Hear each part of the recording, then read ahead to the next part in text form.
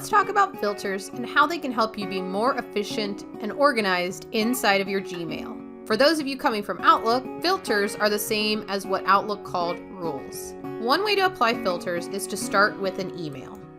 If I go under the three dots on the right side, I can say filter messages like this.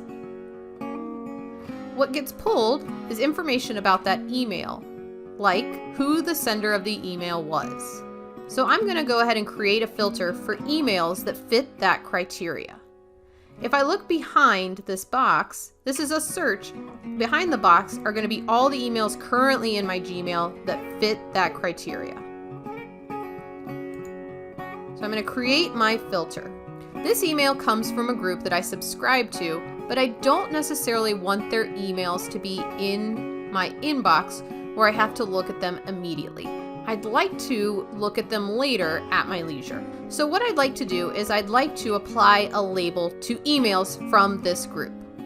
So I'm going to choose a label, which is one that I already have created, called ASCD, which is underneath my education subscriptions label.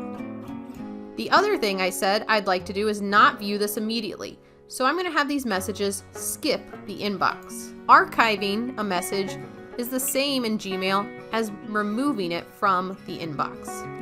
Notice I have other options as well.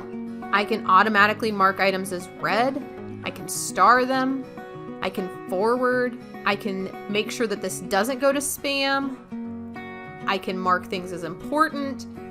The thing that you might want to notice though here is this is only going to apply to messages that arrive from now on.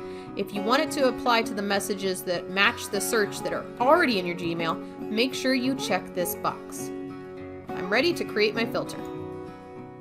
The filter creation can take a few moments,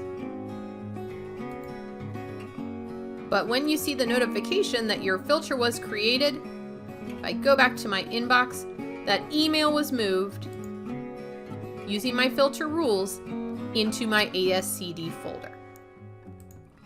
Another way to set up your filters is to actually just work from the search.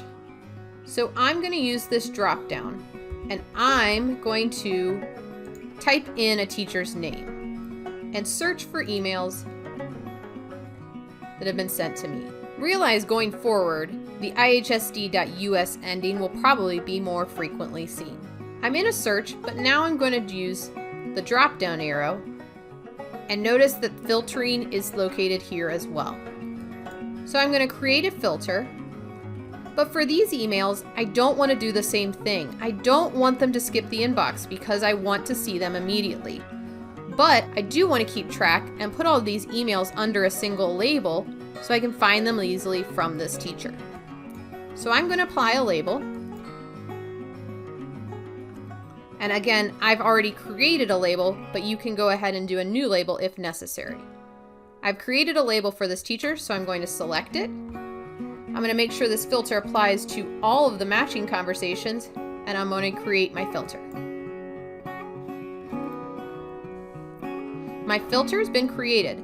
Now the nice thing to show you here is, once I have an email that I've read and I've followed up on, all I have to do is either remove it from the inbox or, so let's say I've read both of these emails.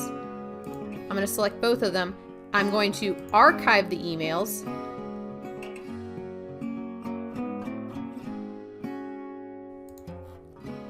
And now those emails live under the folder that I created through my filter. The goal is to make your inbox function quickly and easily, and filters is one of those tools that can help you get there.